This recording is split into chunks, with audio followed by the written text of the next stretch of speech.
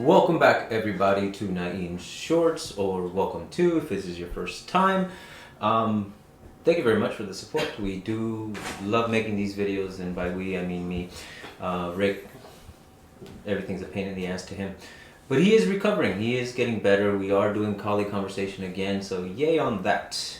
Speaking of which, we did just get back from the gathering in Reno, and we saw a lot of old friends, made some new friends, and had a good old time. So watch out for those episodes because they are hilarious and insightful. Some really smart people we met. Seriously, really cool. What I have in my hand? It's actually a really cool weapon that a good friend of ours, whose name I can't remember right now for whatever reason. Atkinson. John Atkinson. I went blank. I'm sorry, folks. It's been a long weekend, and here we are still doing it. But Wolf's Den Armory makes some really cool stuff. This trainer actually comes with a live blade, which is in my bag right now, and this sticky is just fun to play with. It's really cool. It's shaped so whenever you hit with this, it makes the point. But not just that, he makes canes, and he even made Rick a Klingon knife. It's a custom-made Klingon knife that can poke and cut. It's a real blade. So look out for that as well. I believe he will be auctioning off its twin. Although I think the twin is a little darker handle. But still, very, very cool knife. Look out for that. He is going to be one of the 3 vendors at the VEA on November 5th. So if you want to look at his stuff, you should go to the VEA. Go to the collaborative. Again, that's November 5th. It's a Saturday. Note it on your calendar and get out there. Go on Facebook and check it out.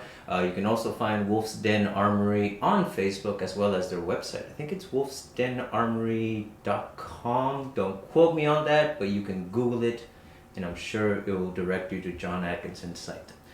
Very cool guy, very fun, very creative, a little crazy, but that what makes him interesting. So thank you very much, John, for all the wonderful toys that we've gotten in the past from you. Now, like I said, we were at the gathering and we had so much fun, a lot of great conversations, met a lot of cool people, and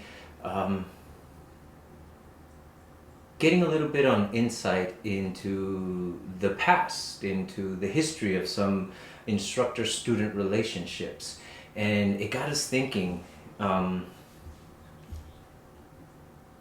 much, or more exactly what, is it that we owe our masters? Now take a moment to think about that for a moment, because even before we get into the martial arts lifestyle, just calling somebody your master kind of already has a property connotation to it. And we've met a lot of great individuals who prefer not to have that title and would rather not be referred to as master, grandmaster, even though they've earned their titles. But that says a lot about their character. On the flip side, you have some people that demand you refer to them as grandmaster.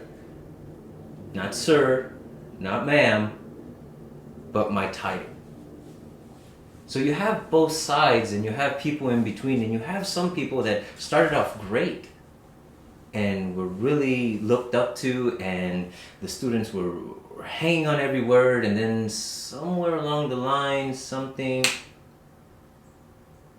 and all of a sudden, they're either kicking you out because they disagree with your ideas, or they want to take over your school, so they send one of their other students to tell your landlord that you're leaving. Not even tell you, just go and tell your landlord, just skipped you altogether and said, we're going to take over this school, you can talk to us now. Now this is an actual story I heard. And there's others where students finally get to a certain degree where they start teaching on their own. They start their own little school, whether it's on the side of their house, they became a brick and mortar place, or are still just teaching a group of people somewhere in some area, some park, but they're doing it consistently. And then they start having their own ideas, because as you teach, as we've discussed before on these shorts, it's a great way to learn. It's a great way to advance your own understanding of things. So you're going to have ideas. You're going to get little things that are going to come up, and you're going to change. I think many of the instructors will even tell you, you need to make it your own. You need to evolve it. You need to grow. But then the moment that they do, they get chastised. Or their instructor comes in and it's like, oh no, it should be this way. It's like, whoa, hold on. It's my school. I'm putting stuff down. I'm creating this curriculum. It's your stuff, definitely, but I'm moving with it. I was very grateful in the Bladed Mind, because when I started with them, they said, hey, you're paying us, we're giving you something, it's yours. So I said, you mean I can take, this is mine? Like, for example, you purchase a stick, and then 5 years later, the guy you bought it from tells you you're using it wrong. This is how you should use it. This is the proper way to do it. But it's my stick. It's my tool. I purchased it, and now I own it. And I'm not trying to demean the martial arts as some commodity, even though there are some instructors that do use it that way. And again, I'm not saying that's wrong. All I'm saying is that when you take something in internally, it becomes a part of you. For me, the martial arts is a part of my life. And are there things that I do wrong from certain perspectives? Definitely. Are there things that I do that other people would never do? Yes. And I see that too in other people, but I wouldn't go up to them and tell them this is wrong, or my students later on, hey, you're getting better than me, stop it.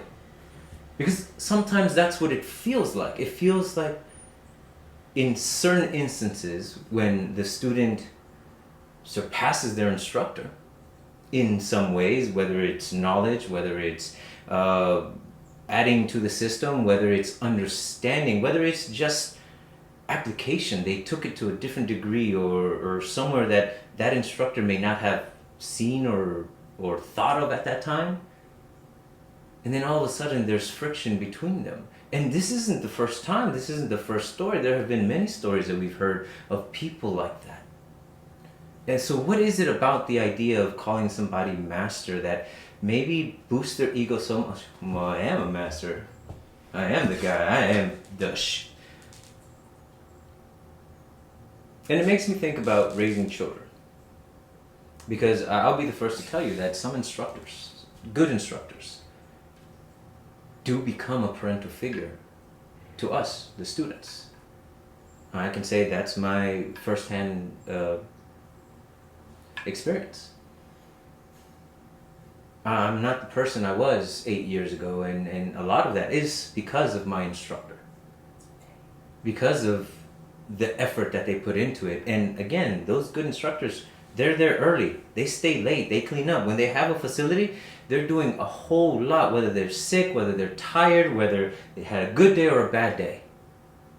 They're there. So yes, there is a lot to be said about good instructors and giving back and being there to support them. And I'm all for it. I'll support my instructor in any way I can, but what happens when that support starts becoming detrimental to you as an individual? Do we keep going? Do we put ourselves out for the sake of our instructors? There's a fine line. Now, for our parents, they're blood related, we do a lot, but there's a lot of relationships where parents and children don't talk. Mostly because they're crappy parents and they raised crappy children, so there's friction on both sides. And that can happen in the martial arts too. We've talked about the attitudes that we present and that we show and what we portray and how we hold ourselves is what the younger students especially are going to emulate over time. So if we're complete a-holes, guess what? You're probably gonna raise a-holes. Oh man, my children are screwed. They're going to need help, folks. But the point that I was trying to make about raising children is that when you give them too much, when you spoil them, that they literally they spoil as human beings down the line. And when we talk about it in terms like this, as a parent, and even if you're not a parent, but you can see, oh, that's a spoiled brat. They think they deserve everything. They have this expectation. They have this demeanor about them that everything is owed to them or they deserve it all. And when it's children, we can completely and utterly understand it, and it makes total sense. Why does that change when we're adults? Now, why do I bring that up? You call somebody great grandmaster, master, long enough, it's gonna sink in. And it's going to change the way that they perceive themselves. Now, is that true for everybody? Of course not. There are some people that are stupendous. Jason Groff comes to mind. When we met him, he was just Jason. Weeks later, we find out, great grandmaster, Jason Groff. And we were like, holy crap, he was just a dude in shorts. And he presented himself that way. He carried himself that way as being just this guy. And there are other people like him. But that isn't the only thing that causes friction in these relationships. It isn't just that maybe a title gets to somebody's head. Sometimes it's that they believe that they're absolutely right and anything outside of what they say is wrong. So the moment that that student tries to grow outside of that, it's wrong. And they don't want to know any part of it. They don't want to grow along with that student. Because how amazing would that be if both instructor, student, and anyone else is growing alongside, traveling through the same journey? Because folks, we're all really doing the same thing. We have different approaches, different mindsets, different focuses, but we're developing ourselves. The instructors guide us, and they're sometimes parents, sometimes they're counselors, sometimes they're friends. Sometimes they're that guy that you want the attention from, but they keep ignoring you because that other student is really good in advancing way faster than you are. But you stay committed. You stay diligent. You drink the Kool-Aid. Because there are some organizations that are kind of cult-like. And they demand that you only do this. You don't go outside of it. You don't talk to anybody that I do not deem worthy of being talked to. And you hear it. And it scares the hell out of me. Because I love martial arts, and I would hate that it has a negative connotation to it. I mean, people who don't know already think we just do violent stuff. I mean, kinda. But what we're really trying to do is understand violence. More importantly, ourselves. So we don't become violent people. Some of the humblest and kindness and just funnest people I've ever met have been through the martial arts. But it's not all great sometimes, and it isn't for everybody. Some people have some really dark horror stories, but they've helped them grow in some way and to not feel so bad. Some people wait until their instructors pass away before they start adding or changing anything through reverence, because of reverence. And that's okay too. But I think we have to be more aware of the impact that the things that we say and the things that we hear about ourselves have on the way we view who we are, what we are. So then we're not overreaching and trying to be more than, just a person doing something they love. And maybe that's why the love goes away, is because you get so caught up in this idea of yourself that you don't remember why you started it to begin with. It's one of the reasons why I'm so thankful that I'm doing these little videos, because I can always go back and say, oh, I did say that. God, I was stupid. But at least remind myself that there has been growth and that it shouldn't stop. It shouldn't end here. There shouldn't be a stopgap. There shouldn't be a limit. But because there isn't, in my opinion, there's also a possibility that it's gonna go left field and my head's gonna be this big. I already feel like I have a huge head. So I can't imagine it getting any bigger, and yet I've met people who have to walk in sideways through doors.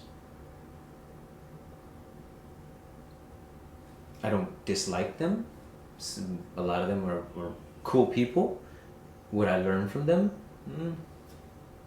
Probably not. But the group of people that I do talk to and I do converse and coexist with in the martial world is a lot of really cool people in my book. And those are the kind of people I want to emulate. Those are the kind of people I want to be around and maybe one day become similar to them, because I'm not trying to be like anyone, just learn from them. So yeah, what do we really owe them? How far are we willing to go?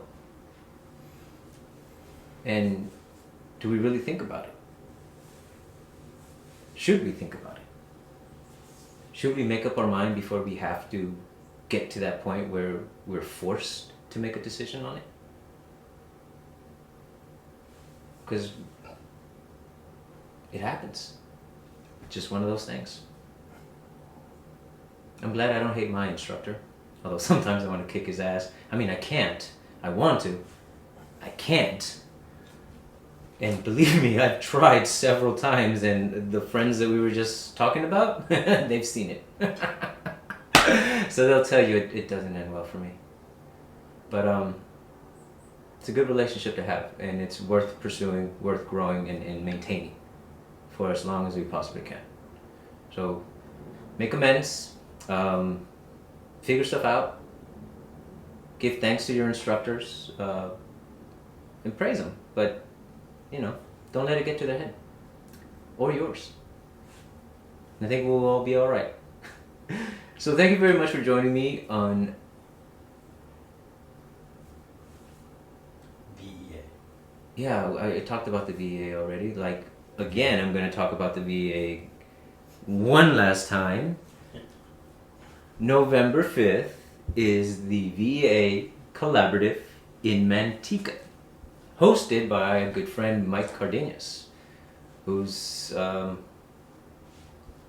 he's one of those characters I was talking to you about. Fun guy, great family man, and we're going to have 8 instructors. I don't have the list just yet as to who those 8 instructors are, but like I said, if you want to go see our friend John Atkinson, he will be there as one of the vendors, as well as Hyo Campbell of Native Clan, and Mike Ruby of FMA Supplies. FMA Supplies. I always forget that. I always just know him as Mike.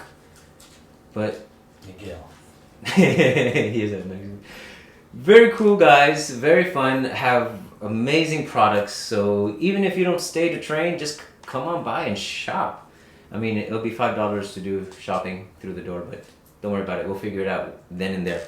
But November 5th, mark your calendar, make time, and definitely come out and see us, because we will be there, myself and my co-host Rick. Konversation will travel, especially because we were told we would have to be there by Mike, and he's scared. So we couldn't say no.